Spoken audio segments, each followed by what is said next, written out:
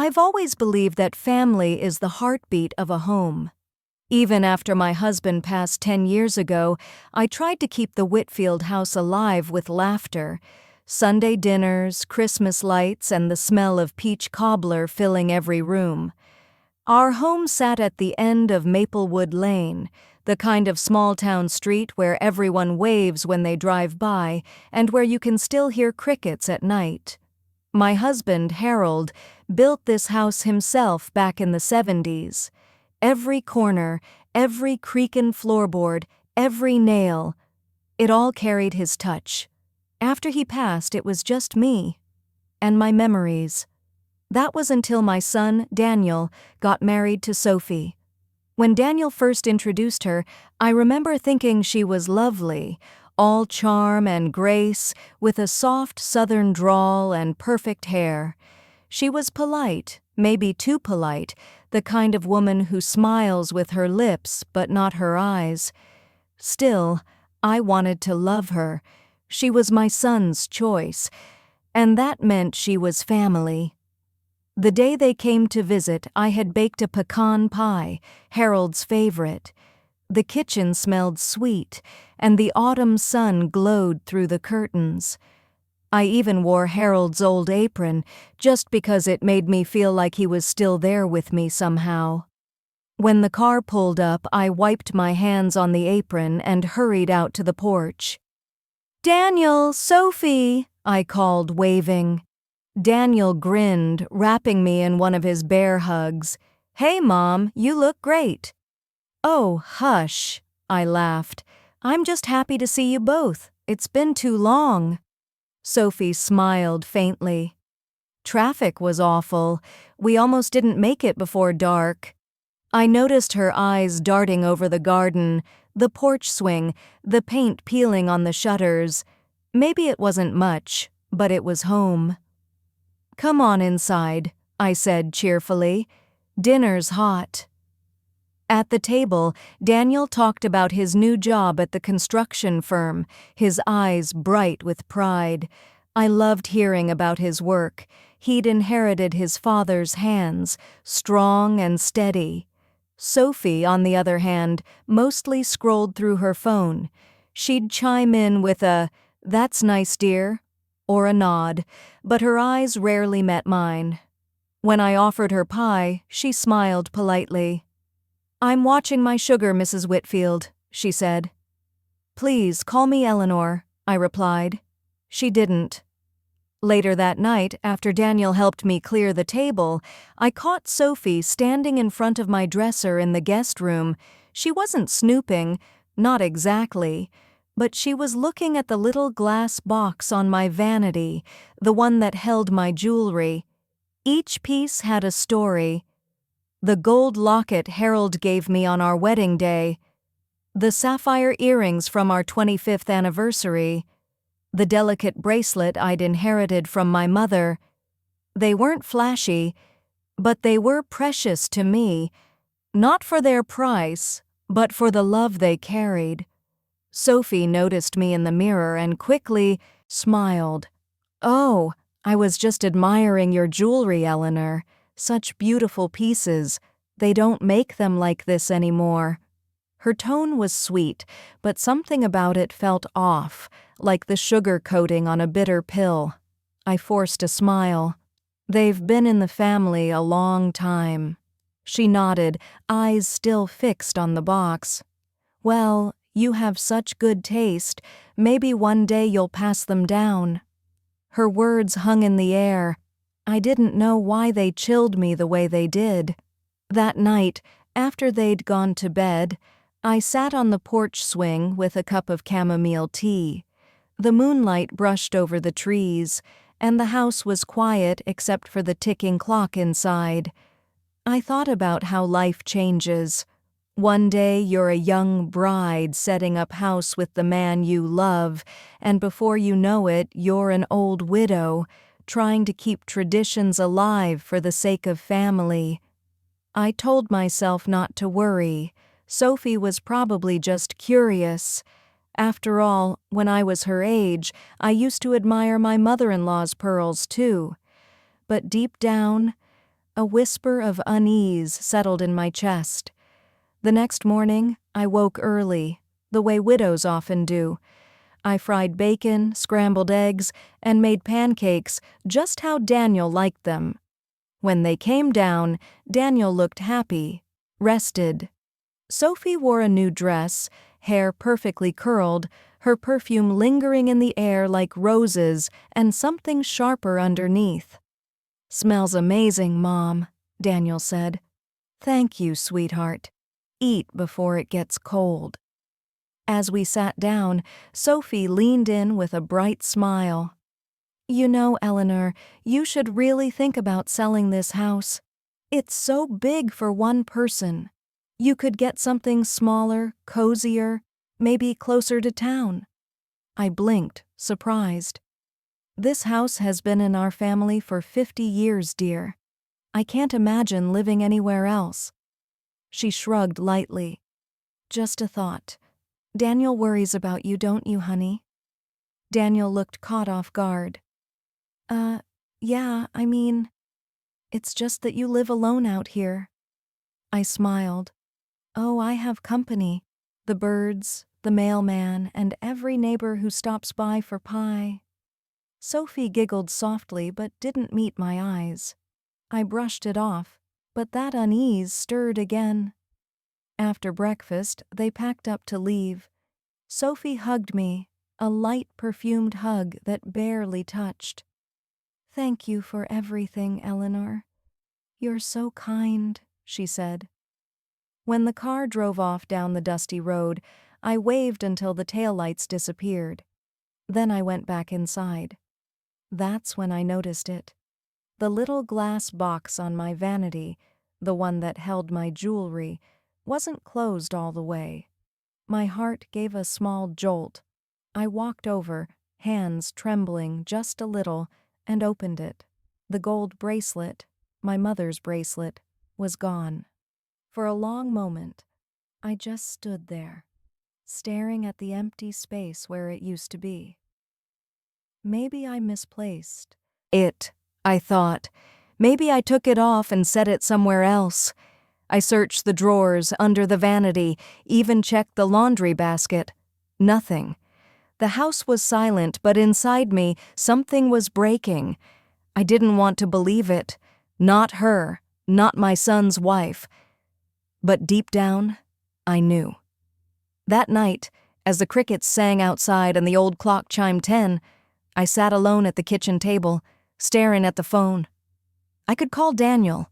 I could ask him. But what if I was wrong? What if it caused a fight? I'd already lost my husband. I couldn't bear to lose my son, too. So instead, I whispered a prayer. "Lord, help me understand. Help me forgive, even if my heart feels heavy." And somewhere in the distance, the wind blew through the trees, carrying with it a whisper of truth, one that would soon unravel everything I thought I knew about my family. The morning after Daniel and Sophie left, the house felt heavier than usual, as if the air itself carried a secret. I made my usual cup of coffee and stood by the kitchen window, watching the autumn leaves fall onto the old gravel driveway. The world outside looked so peaceful, but inside me, my thoughts were restless. The bracelet, my mother's bracelet, gold, delicate, engraved with tiny roses along the band, was gone. I told myself again it had to be somewhere. Maybe I'd misplaced it when I was dusting the vanity. Maybe it had fallen behind the dresser. So, I searched. By the time the clock struck 9, every drawer in my room was open. I'd checked every jewelry box, every little trinket dish, even the linen closet. Nothing. The truth I didn't want to say out loud started pressing on my chest. What if Sophie had taken it? No, that wasn't fair, I told myself. Accusing someone, especially family, was a dangerous thing. But the thought wouldn't leave me. Around noon, I decided to call Daniel. "Hey, Mom," he answered, cheerful as ever. "You okay?"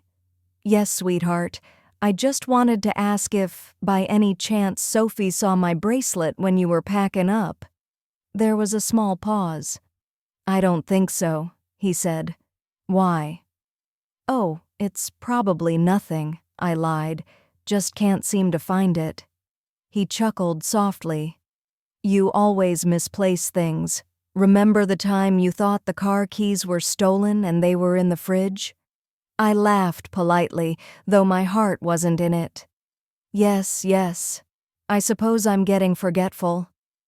"Don't worry, Mom. I'm sure it'll turn up." After we hung up, I sat in silence for a long time. The truth was, I never forgot where that bracelet was. It was the one thing I never misplaced. That evening, I invited my neighbor Margaret over for tea. She's been my friend for nearly 30 years, the kind of woman who tells it like it is, with a heart as warm as her kitchen biscuits. I told her about the missing bracelet. She frowned, stirring sugar into her tea. "You're saying it disappeared right after they left?" I nodded slowly. "Well," she said, leaning back in her chair, "you know I hate to say it, but sometimes people aren't what they seem.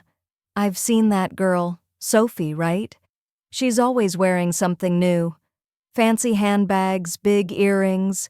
Maybe she thought no one would notice." I sighed. "I just can't believe she'd do that. Daniel loves her." Margaret gave me a look, kind but cautious. "Love doesn't always mean honesty, Eleanor, but don't jump to conclusions yet. Maybe you'll find it." Her words stayed with me long after she left. A few days passed. I tried to let it go. I cleaned the house, tended to the garden, baked pies for the church bake sale, all the little things that keep loneliness from swallowing you whole. But every time I walked past my dresser, that empty glass box caught my eye like a wound that wouldn't heal. One night, while watching television, my phone buzzed. It was a message from Daniel. "Daniel, Mom, just wanted to say thanks again for dinner. Sophie really liked your pie."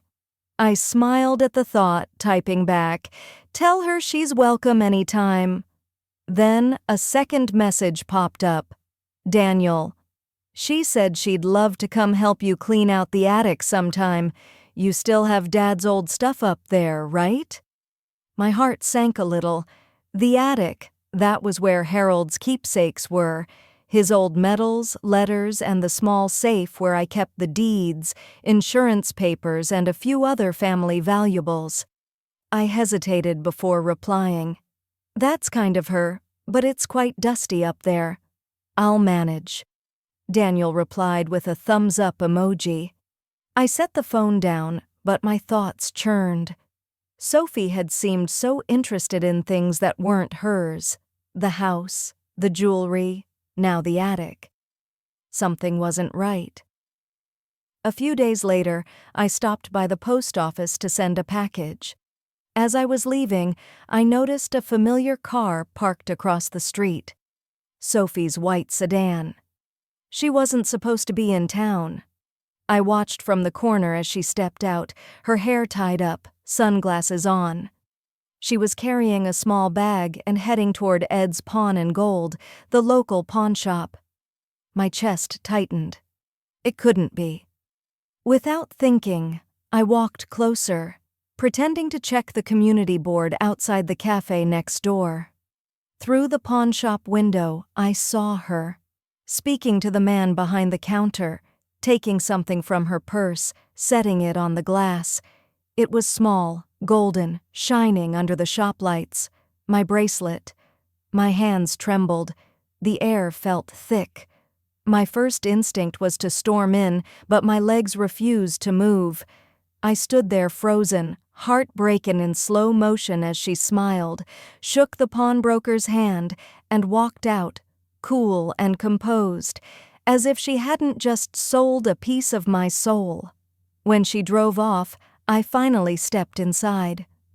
"Morning, Mrs. Whitfield," Ed greeted, recognizing me immediately. "What brings you by?" I forced a smile. I saw the young lady just now. Did she sell something?" He squinted at me. "You mean Sophie? She's your daughter-in-law, ain't she?" I nodded faintly. He frowned, scratching his chin. "Yeah, she brought in a bracelet. Said it was hers. Solid gold. Real nice. I gave her a fair price." "Why?" I tried to steady my voice. "Would you mind showing it to me?" He reached into the case and pulled it out. There it was, my mother's bracelet. The roses carved into the gold, the clasp slightly bent just like I remembered. Tears stung my eyes. "Ed," I whispered, "that bracelet is mine." He blinked, surprised. "Yours?" "Yes, it was stolen from my house." He rubbed the back of his neck. "Well, I didn't know that. She had ID and everything." "I know you didn't," I said softly. "You did nothing wrong." I took a deep breath. "Could you hold on to it? I need to make a call." He nodded. "Of course, Mrs. Whitfield. I'll keep it safe." When I got home, I sat at the kitchen table for nearly an hour, staring at the phone. Should I call Daniel, the police, or just pretend it never happened? I thought about my late husband, about how he'd always said, "Truth may hurt, Ellie, but lies poison the soul." And then I thought about Daniel, my sweet boy, who'd always believed the best in everyone. How would he look at me if I accused his wife? But this wasn't just a misunderstanding. This was theft, betrayal. I picked up the phone and dialed the local sheriff's office. "Maple County Sheriff's Department. How can I help you?" "This is Eleanor Whitfield," I said, voice shaking. I need to report something stolen. My daughter-in-law took my bracelet." The woman on the line spoke kindly. "All right, ma'am. We'll send someone over to take your statement." I hung up, my hand trembling. I'd done the right thing, but it didn't feel right. It felt like heartbreak. An hour later, Deputy Harris arrived. He was young, polite, and kind-eyed, probably no older than my grandson would have been if Harold and I had had one. He took notes carefully as I explained everything, the visit, the missing bracelet, and seeing Sophie at the pawn shop. "Do you have any proof it's yours, ma'am?" he asked gently. I nodded. "Yes, I have a photograph. It's in a picture frame. Me wearing it on my wedding anniversary." He examined the photo, then said, "That'll help a lot. We'll verify it with the pawn shop and talk to your daughter-in-law." I nodded, my heart pounding. "Please, don't tell Daniel yet. I just want the truth." He gave me a sympathetic look. "We'll handle it carefully, Mrs. Whitfield. You did the right thing." That night, I sat by the window again, looking at the moon over the trees. I should have felt vindicated. The truth was coming to light, but instead I just felt tired.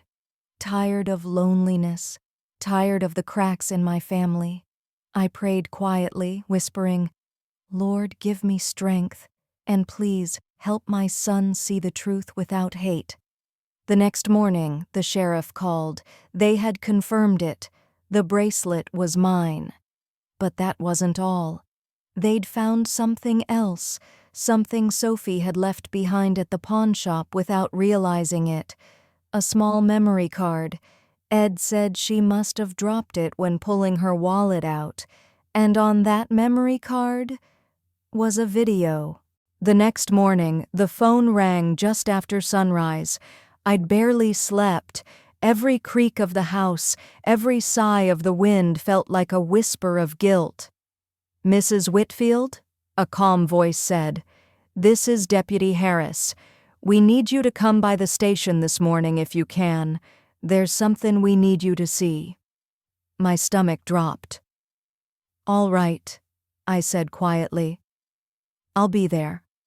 I dressed slowly, pressed my old cardigan, brushed my hair, and tucked a handkerchief into my purse. Something told me I'd need it. The Maple County Sheriff's Office sat right across from the town square, a modest brick building with a flagpole and flower beds out front. I'd been there only once before, years ago, to renew a neighborhood watch permit. When I walked in, Deputy Harris greeted me kindly. "Mornin', ma'am. You holdin' up okay?" "As well as one can," I said softly. He nodded and led me to a small office in the back, where a computer sat on the desk. The pawn shop owner, Ed, turned over a memory card we found near where your daughter-in-law was standing, he explained. It had some recordings on it. We thought you might want to see for yourself before we proceed. My palms went cold. "Recordings of what?" He hesitated. "I think it's best if you watch." He clicked play. The screen flickered, grainy footage from a phone camera. The angle was tilted, the light dim. I could see my bedroom, my dresser, my jewelry box, and then Sophie.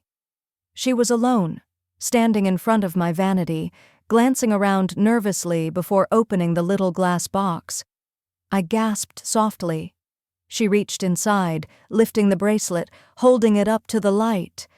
For a moment she smiled, not a happy smile, but something smug, cold. Then she whispered something. The camera's audio was faint, but I could just make it out. "She won't even notice. It'll look better on me anyway." My throat tightened. My hand went to my chest. The deputy paused the video. "I'm sorry, ma'am. We needed to confirm it was your property. That's clear evidence." I nodded numbly. "That's my room. That's my voice on the radio in the background." He gave me a sympathetic look. "Would you like us to file formal charges?" I didn't answer right away. My mind was spinning, not just with anger, but sorrow. I'd treated that girl like family. I'd welcomed her into my home, my memories, my heart. Now she was just another stranger who'd taken what didn't belong to her. When I got home, the world looked the same sunlight, the same wind in the trees, but everything felt different. I sat in my kitchen staring at the photo of Daniel and Sophie on the refrigerator. It was from last Christmas. They were smiling, arms around each other. I remembered how happy Daniel looked that day. Now I wondered if any of it had been real. I thought about calling him. I picked up the phone twice, then put it down again. What could I say? "Your wife stole from me and I have proof?"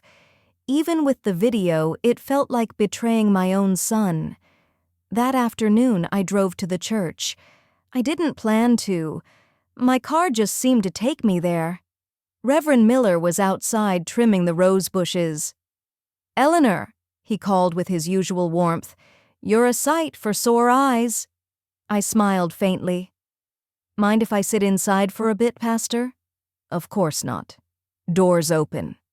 Inside, the sunlight streamed through the stained glass windows, painting colors across the empty pews. I sat near the front, where Harold and I used to sit together. And I cried.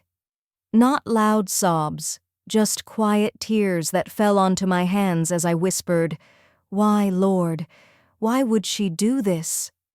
After a while, Reverend Miller came in, sitting beside me.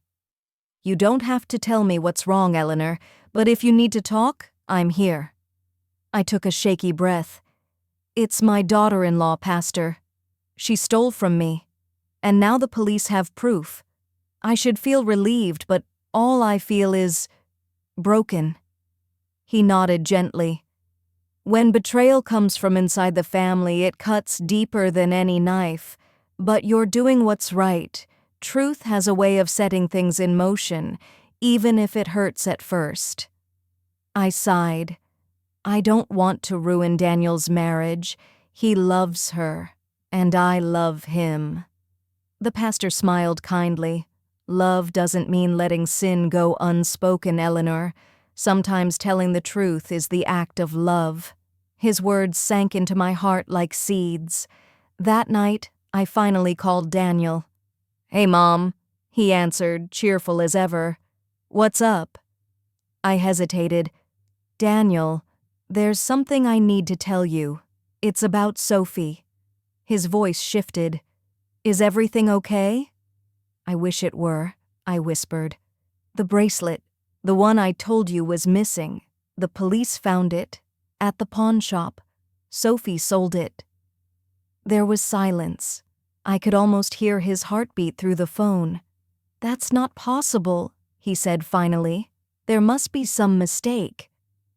"There's a video, sweetheart," I said softly. "She recorded herself taking it." More silence, then a deep sigh, heavy with disbelief. "Mom, are you sure? Maybe someone edited it or—" "Daniel," my voice cracked. "It's her. I saw it with my own eyes." He didn't reply for a long time. When he finally spoke, his tone was low, pained. "I don't know what to say." "I'm so sorry," I whispered. "I didn't want this to happen." I'll talk to her," he said quietly. "Please, just let me handle it." "All right," I said. "Just don't let anger lead you. Let truth lead you." He hung up after that. I sat staring at the phone long after the line went dead, praying he'd find strength, and maybe a way to forgive her, if such a thing was possible. 2 days passed. I didn't hear from him. Then, late one evening, there was a knock at my door. When I opened it, Daniel stood there, looking worn and hollow. His eyes were red, like he hadn't slept. "Mom," he said softly. I stepped aside. "Come in." He sat at the kitchen table, hands clasped, staring at them as if they might give him answers. "She admitted it," he said finally. "She said she took it because she thought you'd never miss it, and that we needed money. But that's not true, Mom. We're doing fine." My heart ached. Why would she say that? He shook his head. "She said she didn't mean to hurt anyone, that she just wanted something nice. I don't even recognize her anymore." I reached across the table, laying my hand over his. "Daniel, I'm so sorry. I never wanted to cause you pain." He squeezed my hand gently. "You didn't. She did. But I don't know what to do. The police said she could face charges." "Yes," I said quietly. "But it's up to me whether to press them." He looked up, eyes searching mine. "Are you going to?" I hesitated. I thought about the nights alone, the betrayal, the video, and then about my son sitting there, torn between loyalty and shame. Finally, I said, "Not yet. I need to pray on it. Sometimes forgiveness takes a while to find." That night, after Daniel left, I stood in my bedroom again, staring at the jewelry box. The bracelet was back inside now. Ed had returned it personally, but it didn't shine the same way anymore. Maybe because innocence, once lost, never quite glows the same again. Still, I closed the lid gently and whispered, "Welcome home." I didn't sleep much. Around midnight, my phone buzzed, a message from Deputy Harris. "Deputy Harris. Mrs. Whitfield, sorry to disturb you. We've been reviewing the memory card more closely. There's another file. I think you should come by tomorrow." My heart skipped. "Another file?" He added, "It's not just about the bracelet. There's more you need to see." I set the phone down slowly, a chill running through me. What could possibly be worse than watching someone you love steal from you? I didn't know then, but the truth waiting on that memory card would change everything. The next morning, the sky was pale gray, the kind of morning that feels too quiet, too heavy, as if the world knows something you don't. I sat at my kitchen table, hands wrapped around a mug of tea gone cold, staring at the message from Deputy Harris on my phone. "There's another file. You should come by." I tried not to imagine what else Sophie could have done. My heart already ached enough. By 8 o'clock, I was at the sheriff's office. "Morning, Mrs. Whitfield," Deputy Harris said, standing by his desk.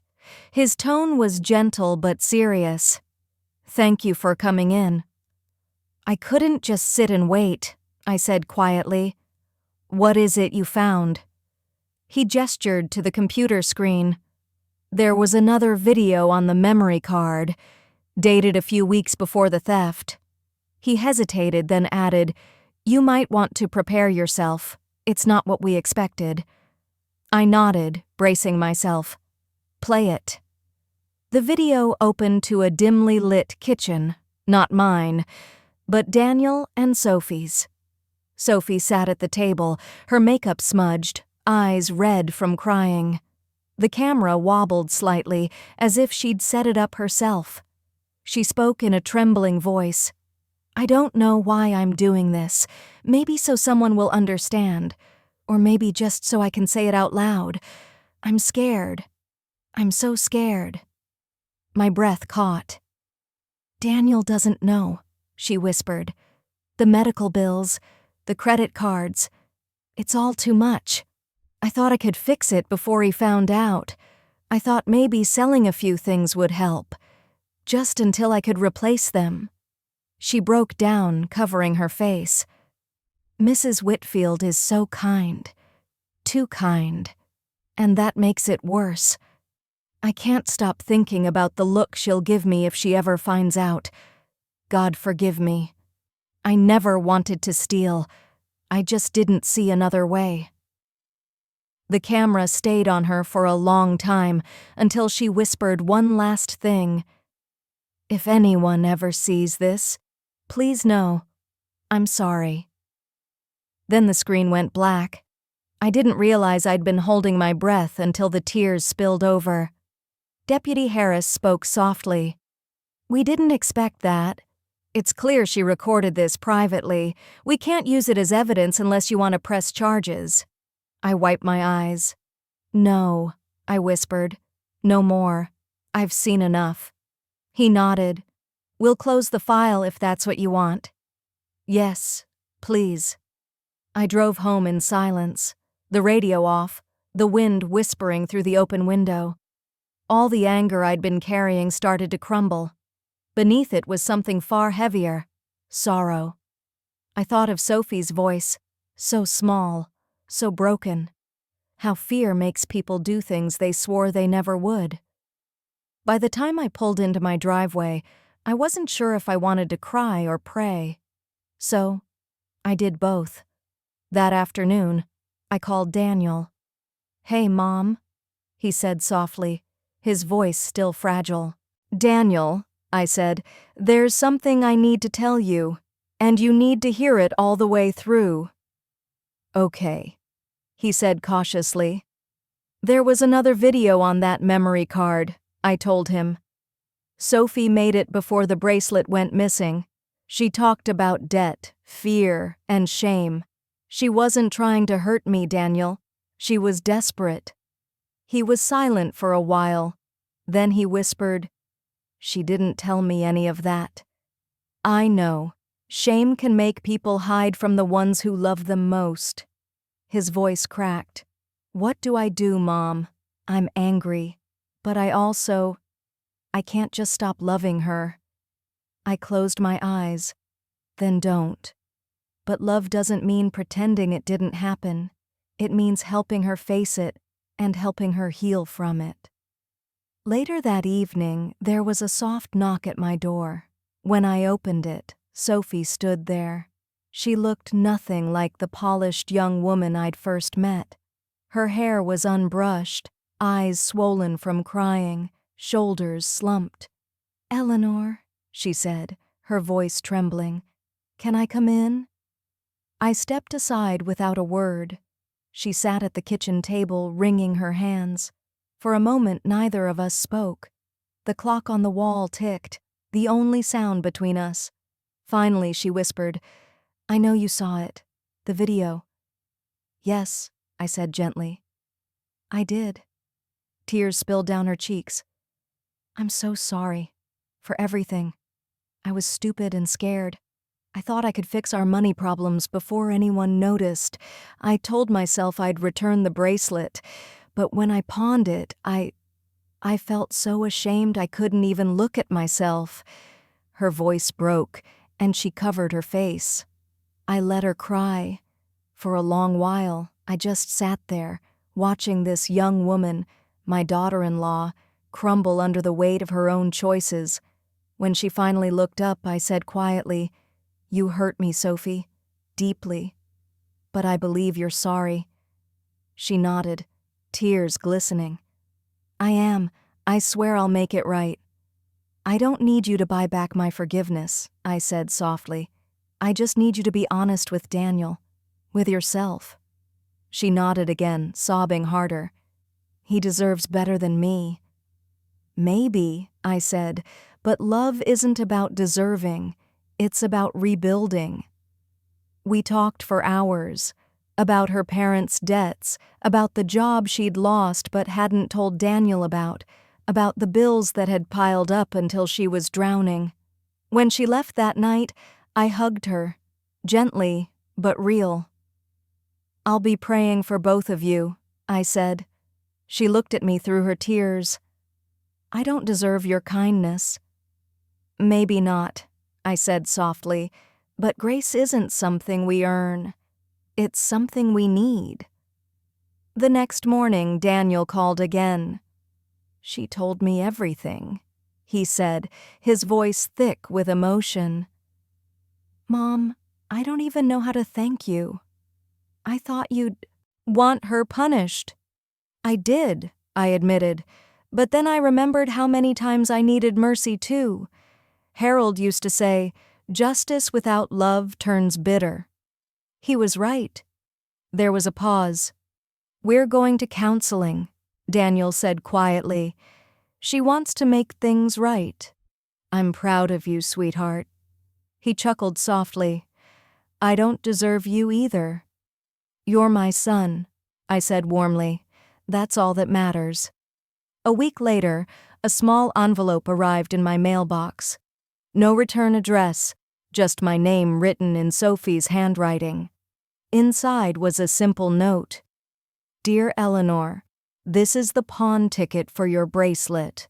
I know you already have it back, but I couldn't live with keeping the money.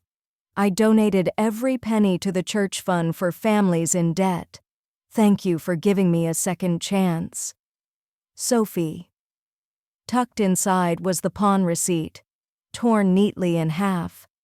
I sat on the porch swing, the same one Harold built, and let the tears come freely. The sun was setting, painting the sky gold, just like the bracelet that had started it all. I realized something then.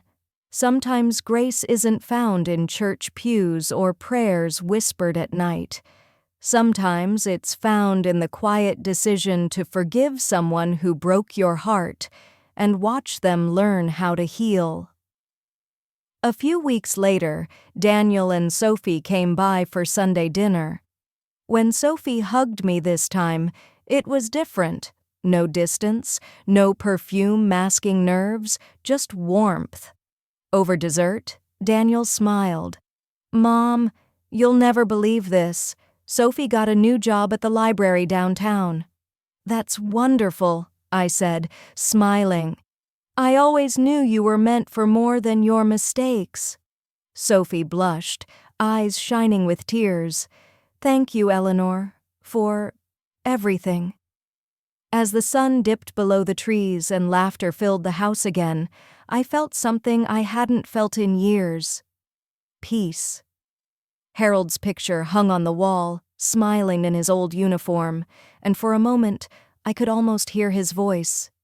"You did good, Ellie. You kept the family whole." And in that moment, I knew. Forgiveness didn't just save Sophie. It saved me too. The following Sunday, I woke to the sound of church bells. It had been nearly 3 weeks since that awful day. The day I saw the video. The day I chose forgiveness instead of anger. I thought, foolishly, that maybe life would simply go back to normal. But in a small town like Maplewood, secrets travel faster than wind through wheat fields. And when a scandal involves the Whitfields, well, folks tend to whisper louder. When I walked into church that morning, the air was thick with murmurs. Smiles that used to feel warm now lingered too long. Mrs. Cartwright, who never missed a chance to sprinkle gossip into prayer requests, leaned toward her friend and whispered, "That's her, the one whose daughter-in-law stole from her." I heard it, clear as a bell. I pretended not to. After the sermon, Pastor James approached me at the coffee table near the fellowship hall. "Eleanor," he said kindly, "I heard about what happened. I just wanted you to know you're in our prayers." "Thank you, Pastor," I said softly. He hesitated, then added, "Some of the ladies have been talking. It might help if you shared your side. People will assume the worst if you stay silent." I looked down at the styrofoam cup in my hands, the coffee rippling from my trembling grip. "Pastor," I said quietly, "the truth doesn't always need to be defended. Sometimes it just needs to be lived." He nodded, a faint smile on his lips. "That sounds like something Harold would have said." "Maybe," I said with a small smile. He always believed people come around, given enough kindness. But kindness was harder than I thought. By Tuesday, word had spread beyond the church. At the grocery store, 2 women I'd known for years suddenly found their shopping lists fascinating when I passed. At the post office, Mr. Larkin said, "Heard your girl-in-law's got sticky fingers," before chuckling like it was a joke. I smiled politely, though my heart felt like glass cracking. That evening, when Daniel called, I didn't mention any of it. He and Sophie were doing better. I could hear it in his voice. "Mom," he said, "we're thinking about coming by on Sunday. Sophie wants to help in the garden again." "That sounds lovely," I said. And I meant it. After we hung up, I sat on the porch swing and watched the sunset fade into violet. I told myself the whispers didn't matter, but they did. They always do. 2 days later, a knock came at my door. When I opened it, I saw her, Mrs. Cartwright, clutching a lemon pie like it might excuse her reason for coming. "Eleanor," she said, her voice syrupy sweet, "I just wanted to check on you. You've been through so much, dear." "That's kind of you," I said, stepping aside. "Come in." She looked around as she entered, her eyes darting toward my jewelry box sitting safely on the mantel. "I just don't understand how you could let her back into your life after what she did," she said, shaking her head. "I'd have called the sheriff myself." I took a slow breath. "Mrs. Cartwright, would you like some tea?" "Well, yes, thank you." As I poured, she continued. "I told my Earl, I said, that poor woman must have lost her mind, letting that thief back near her." Her words sliced through the air like a paper cut, small but deep. I set her cup down gently. "You know, Mrs. Cartwright," I said softly, "my mother used to say there are 2 kinds of people, the ones who count mistakes and the ones who count blessings. I decided I'd rather be the latter." Her face stiffened. "Well, I didn't mean—" "I know you didn't," I interrupted, smiling politely. "But I also didn't mean for any of this to become Sunday gossip." The silence stretched. Then she muttered something about needing to check the oven and left, lemon pie and all. I closed the door behind her and leaned against it, exhausted. That night, for the first time in weeks, I cried again. Not for Sophie, but for myself. For how lonely it feels to do the right thing when everyone around you is measuring you by their own pain. That Friday, something unexpected happened. A knock came just after dusk. When I opened the door, it wasn't Daniel. It was Sophie. Alone. Her eyes were puffy, her hair tied back messily, but there was something different about her, a quiet strength I hadn't seen before. "Eleanor," she said softly, "I heard what people have been saying, at the market, the diner, everywhere." I sighed. People will talk, always have. "But they're talking about you now, because of me," she said, voice breaking. "You defended me, and now they're treating you like the fool." I looked her in the eye. Forgiveness always looks foolish to people who haven't needed it yet. She covered her mouth, trembling. "I don't deserve that kind of grace." "Maybe not," I said, "but neither do I, and that's the beauty of it." Then she did something that stunned me. She reached into her purse and pulled out a folded piece of paper. "I went to Pastor James," she said. "I asked if I could speak this Sunday. I want to tell everyone the truth about what I did, about what you did. They need to hear it, from me." My heart stopped. "Sophie, you don't have to." "I do," she said firmly.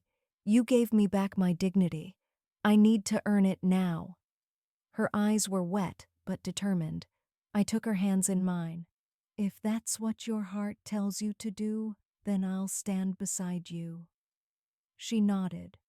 That Sunday the church felt different, tense, expectant.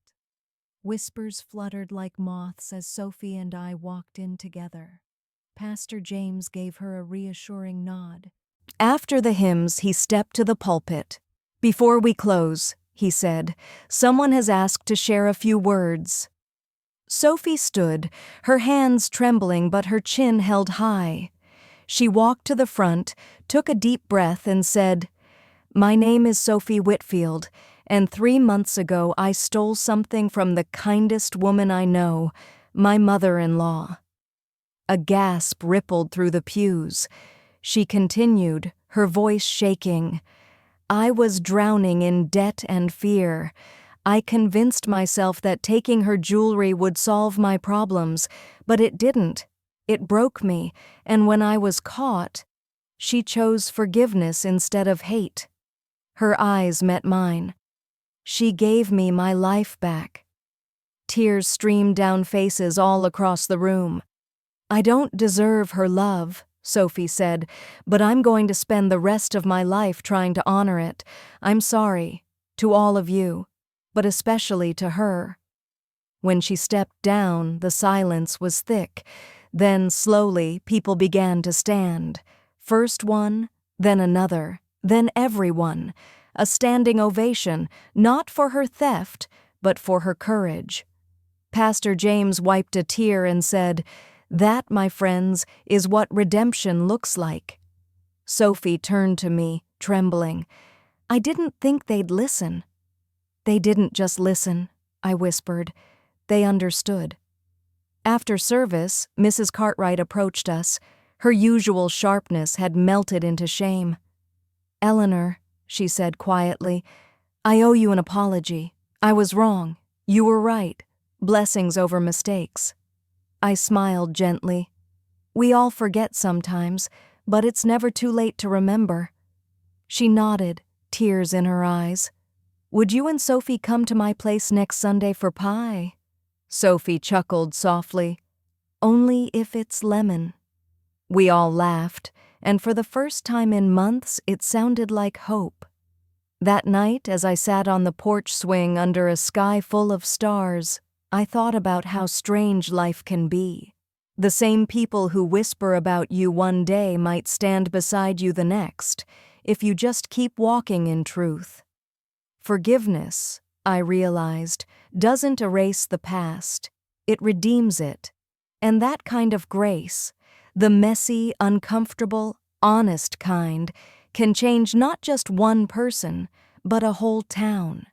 As the crickets sang and the porch light flickered softly, I whispered to the night sky, "Thank you, Harold. You'd be proud of us." And somewhere deep inside, I could almost feel him smiling. It's strange how quiet peace can be. After Sophie's confession in church, the whole town changed. People who once whispered now smiled again. The cashier at the grocery store slipped me a free apple pie just because, and Mrs. Cartwright even brought over homemade jam, though I suspect it was more repentance than raspberries. Life felt normal again, softer, lighter, but peace, I've learned, is a fragile thing. One careless wind, and it trembles. It began one ordinary afternoon in late spring. The azaleas were blooming by the porch, and I was out front clipping the rose bushes when a silver sedan pulled up to the curb. A woman stepped out. Sharp suit, dark sunglasses, the kind of confidence that doesn't belong in small towns like ours. "Mrs. Whitfield?" she asked, walking toward me with a briefcase. "Yes?" She handed me a card. "Lydia Grant, claims investigator with Clearview Insurance." Insurance. My stomach tightened. "I'm following up on a recent claim made under your son's name," she said briskly. "It concerns the jewelry theft reported 2 months ago." "Oh," I said slowly, setting down my pruning shears. "I thought that case was closed." "That's the problem," she said. "The claim was processed for $10,000. I blinked. "What?" She opened her folder. "Filed under Daniel Whitfield's name, with your address listed. Jewelry appraised at $10,000, paid out 2 weeks ago." I felt the blood drain from my face. "But I didn't file any claim." Her brow furrowed. "You didn't?" "No," I said firmly. "I never asked for a cent." She nodded slowly, then snapped the folder shut. "Mrs. Whitfield, I think we need to talk." Inside, over coffee, she showed me the papers. My name was there, my signature even, but it wasn't mine. It was close, practiced, but not quite right. "I see this sort of thing sometimes," Ms. Grant said. "Family members trying to help replace what was lost, but since the stolen jewelry was recovered, this becomes fraud." My heart pounded. Daniel would never do that. And Sophie? I trailed off. Could she? The thought made me sick.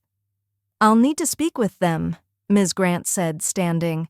"If it's a misunderstanding, it can be resolved quietly, but if not—" Her sentence trailed off, heavy with implication. That evening, I sat at the kitchen table staring at the folder she'd left. When the phone rang, I nearly jumped. "Mom," Daniel said cheerfully, "Sophie made your chicken pot pie recipe tonight.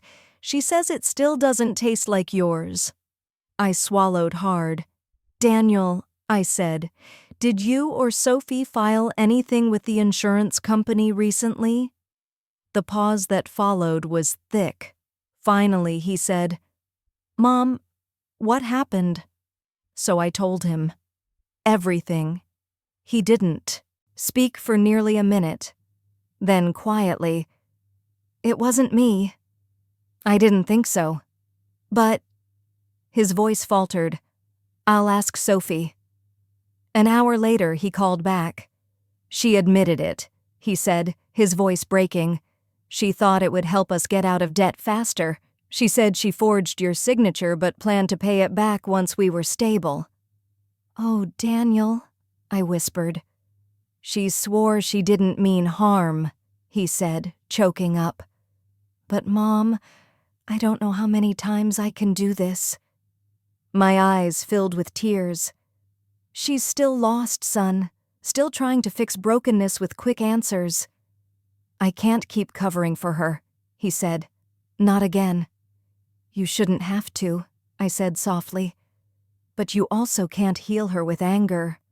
There was silence, Then he said, "She's willing to face it. She's calling the investigator herself tomorrow." "That's a start," I whispered. The next day, Sophie came to see me. Her face was pale, her eyes red-rimmed. "They're investigating me," she said, sitting down. "I don't blame them." I nodded. "You forged my name." "I know," she whispered. I panicked. After everything that happened, I just wanted to make things right. I wanted to replace what I'd taken. I didn't think about what it meant. "You were trying to fix guilt with money," I said quietly. She looked at me, tears spilling over. "How do you keep forgiving me, Eleanor? How can you still look at me without hate?" I sighed, feeling the ache in my chest, because if I stop seeing the good in you, Sophie, then all that's left is the worst mistake you ever made, and I won't do that. Not to you, not to anyone. Her shoulders shook. "They might press charges." "If they do," I said softly, "then you tell the truth, all of it, and no matter what happens, you hold your head high. You've already done the hardest part, facing yourself." Weeks passed. The investigation dragged on like a slow-moving storm. People whispered again. Of course they did. But this time I didn't shrink from it. I went to church. I baked pies for the spring fundraiser. I kept my head high because I'd learned something. Forgiveness isn't a one-time act. It's a daily choice. Sometimes it's a fight. Then, one warm May morning, a letter arrived. Clearview Insurance. My hands trembled as I opened it. "Dear Mrs. Whitfield, after a thorough review, we've determined that your family acted in good faith following a misunderstanding regarding a duplicate claim. The funds have been returned, and the matter is closed without penalty. Thank you for your cooperation." I exhaled, tears welling up. She had done it. Sophie had come clean. Later that day, Daniel called. His voice was soft but relieved. "It's over, Mom. They dropped it. Sophie repaid the full amount." "That's good," I said, smiling through tears. "She wanted to tell you herself." He passed her the phone. "Eleanor," Sophie said quietly, "I made a mess again, but I did what you said. I told the truth. I lost my job, but I feel free." I felt my heart swell. "That's because real freedom comes after truth, not before it." She sniffled. "You should hate me." I laughed softly through my tears. "Oh, Sophie, I don't have the energy to hate anyone anymore. Life's too short." There was silence on the line. Then she said something I'll never forget. "You're the mother I always needed, not because you're perfect, but because you see me even when I'm broken." I couldn't speak. I just cried. That weekend, Daniel and Sophie came over for dinner. We sat under the old oak tree in the backyard. The evening breeze was warm, the table filled with fried chicken, mashed potatoes, and laughter that had been missing for too long. At one point, Sophie looked up at the stars and said softly, "I don't know what I ever did to deserve this family." I smiled. "None of us do, dear. That's the secret." Daniel reached for her hand, squeezing it, and for the first time since all this began, I saw peace in his eyes. As they left that night, I stood by the porch steps watching their taillights fade down the road. The wind rustled through the trees, carrying the faint sound of laughter. I looked up at the night sky, endless, quiet, forgiving, and whispered, "We made it, Harold. Somehow, we made it." And deep in my heart, I knew this was what grace looked like. Not perfection, not forgetting, but choosing love again and again, no matter how many times it gets tested. I've always believed that autumn has a way of revealing the truth about things. When the leaves begin to fall, there's no more pretending. What's strong stays, what's weak lets go. That September, the leaves began turning early, and as they drifted down around the white picket fence Harold built 40 years ago, I realized something beautiful. Our little family, after everything, had finally learned how to let go, but not of each other. It had been 6 months since the insurance ordeal. Sophie had found a new job at the library, shelving books and running the children's reading hour on Saturdays. Daniel was restoring old furniture again in the garage, the way his father used to. Every Sunday they came over for dinner. We didn't talk much about the past anymore, but it hovered there quietly, not as a wound, but as a scar we all carried together. That's the thing about scars. They don't disappear. They remind you that healing happened. One crisp morning, Sophie showed up on my porch holding a cardboard box. "What's this?" I asked, wiping my hands on my apron. She smiled shyly. "Something I've been working on. For you." Inside were dozens of small notebooks, tied together with a ribbon. On each cover she'd written a name: Maplewood Stories, Volume 1, 2, 3. "I started a writing program at the library," she said. "People come in on Thursdays and share their life stories. I thought maybe we could collect them into a book series." My throat tightened. "Sophie, that's wonderful." She hesitated, then added softly, "It was your idea, really. You told me once that forgiveness redeems the past. I figured maybe stories do too." I reached out and hugged her. "Oh, honey, you've turned your mistakes into seeds, and look how beautifully they've grown." That evening, after they'd gone, I sat by the window flipping through one of the notebooks. The stories were raw, tender, single mothers, veterans, old widowers, kids with stutters, each one a glimpse of an ordinary life redeemed by love. And tucked between 2 pages was a note in Sophie's handwriting: "To Eleanor Mae Whitfield, the woman who taught me that forgiveness is not weakness, but the bravest kind of strength." Tears blurred the ink. I pressed the note to my heart and whispered, "Thank you, Lord, for second chances, for all of us." A few weeks later, Pastor James asked me to speak at the Harvest Supper.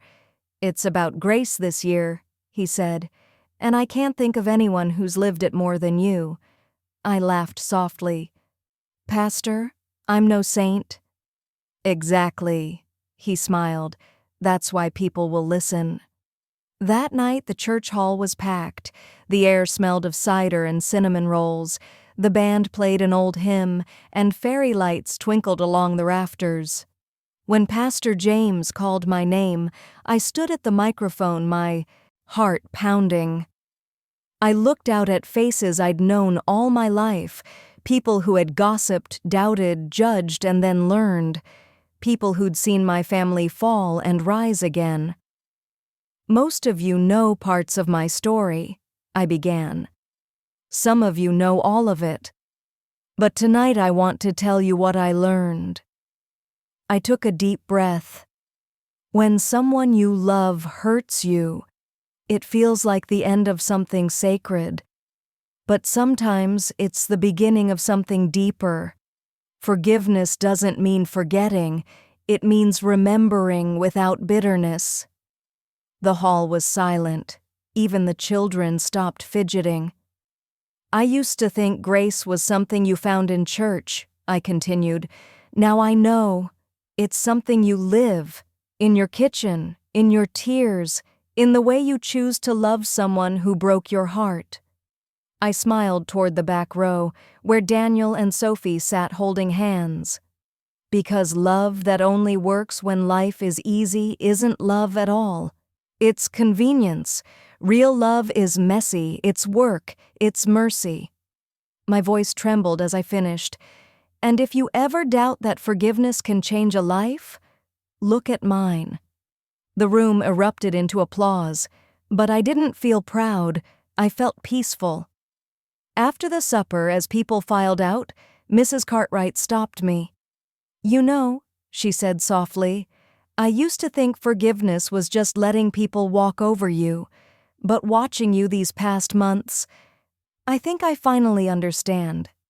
I smiled. "Took me 65 years to figure it out myself." She chuckled, then handed me a jar of her famous lemon curd. "Peace offering," she said. I laughed. Accepted. That night, as I walked home under a harvest moon, the cool air smelled of pine and wood smoke. The world felt whole again. When I reached my porch, I saw a small package sitting by the door. Inside was a delicate gold bracelet, my bracelet, newly polished, gleaming under the light.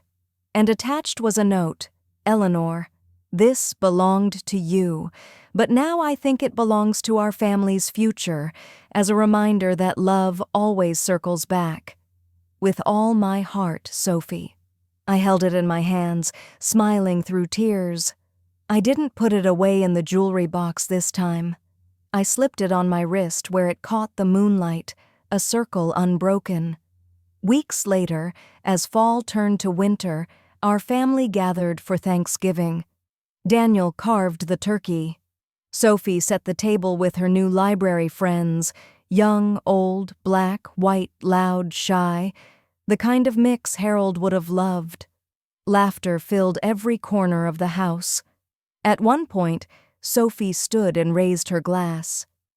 "To Eleanor," she said, voice trembling, "for teaching me that forgiveness doesn't erase mistakes, it redeems people." Everyone clapped, but I shook my head, smiling. "No, dear, you taught yourself that.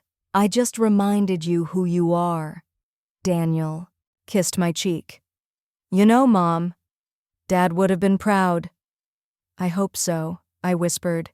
He always believed in happy endings. After dinner, when the guests had gone and the dishes were done, I stepped out to the porch. Snowflakes had begun to fall, tiny, soft, forgiving. I rocked slowly in Harold's old swing, listening to the quiet. Inside, I could hear Daniel and Sophie laughing as they packed leftovers. Their voices mingled like music, a new harmony, fragile, yet beautiful. I looked up at the heavens and said softly, "You were right again, Harold. Grace really does make everything bloom." A warm peace filled me, deep, quiet, certain. And as the snow fell over Maplewood Lane, the lights in our little house glowed like a beacon, not of perfection, but of forgiveness, the kind that heals what judgment never could.